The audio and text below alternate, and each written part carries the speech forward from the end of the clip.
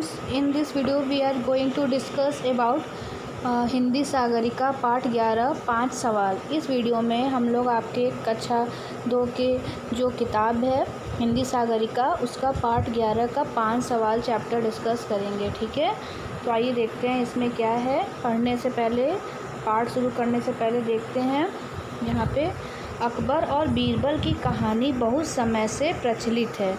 इस पाठ के माध्यम से बताया गया है कि संसार में कौन सी वस्तु कीमती है। ठीक, तो आइए देखते हैं। एक दिन बादशाह अकबर, ठीक है, ये बादशाह थे। तो एक दिन बादशाह अकबर अपने नौरत्न दरबारियों के साथ अपने दरबार में बैठे हुए थे।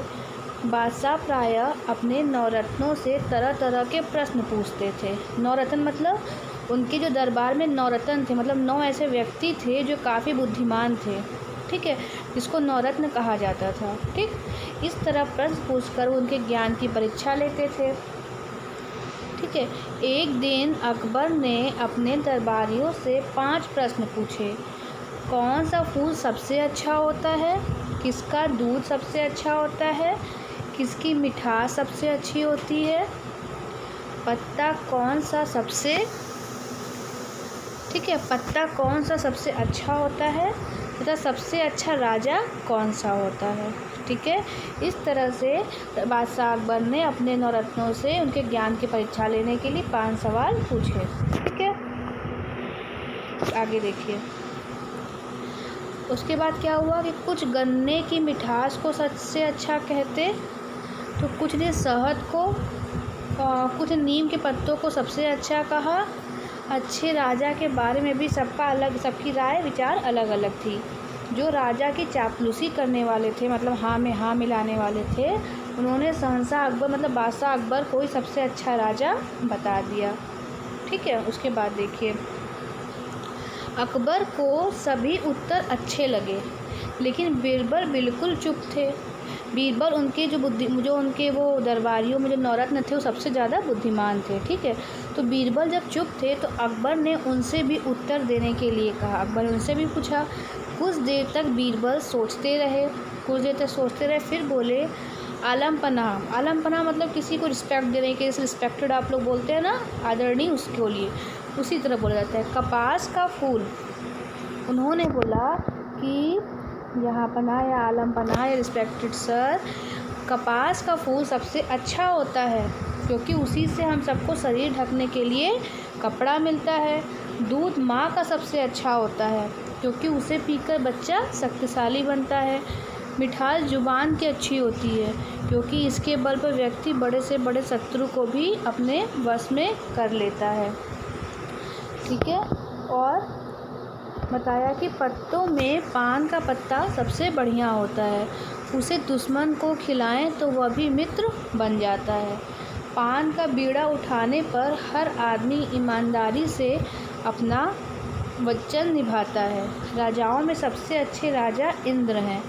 इंद्र की कृपा से ही आकाश से वर्षा रूपी अमृत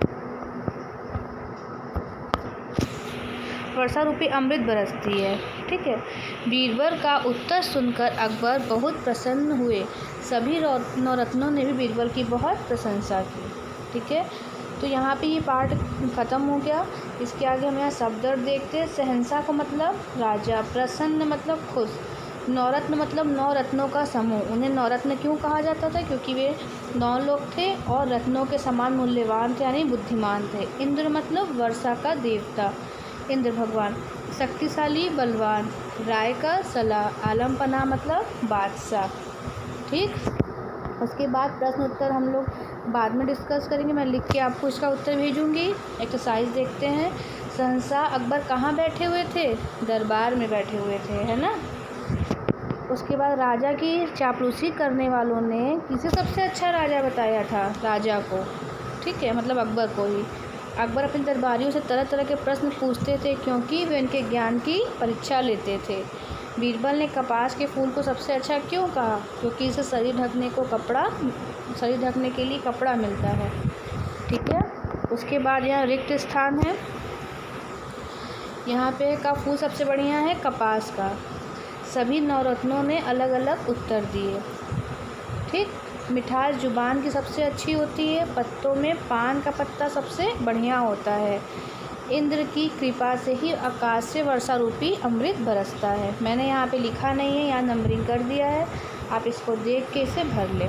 फिर यहाँ पे प्रश्न उत्तर है जो मैं लिख के आपको भेज दूँगी। समान अर्थ वाले पे रेखा खींचनी है। प्रश्न का सवाल, हैरान का दंग, मौन का चुप, क्रोध का गुस्सा, कार्य का काम, जल्दी का शीघ्र, अधिक का बहुत, जवाब का उत्तर। ठीक है। उसके बाद देखिए यहाँ पे है कि अपने पसंद की 3 सब्जियों, फलों और फूलों के नाम लिखने हैं।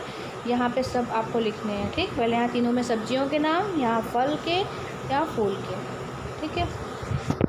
कुछ अधिक जानने योग्य यहाँ बातें दी हुई हैं, उसको भी देख लेते हैं कि बच्चों, अकबर के दरबार में 9 रत्न थे। 9 रत्न का अर्थ था विशेष कुशल 9 व्यक्ति। ठीक, मैंने बताया ना बहुत बुद्धिमान, जो 9 लोग थे काफ़ी बुद्धिमान थे। तो ये थे, कौन कौन से थे उनके नाम यहाँ देखते हैं। अबुल फजल, फैजी, तानसेन, बीरबल, राजा तोडरमल, राजा मान सिंह। उसके बाद यहाँ पे है अब्दुल रहीम खान खाना, फ़कीर अजायुद्दीन और मुल्ला दो प्याजा। ठीक है, ये 9 रत्न थे जो अकबर के दरबार में थे। इस तरह से आपका ये पाठ यहाँ पे पूरा होता है। ठीक है, आप इसकी जो एक्सरसाइज है, अभ्यास है, वो उसको अपने पुस्तक में भर लीजिए और प्रश्न उत्तर में लिख के भेज दूँगी। ओके।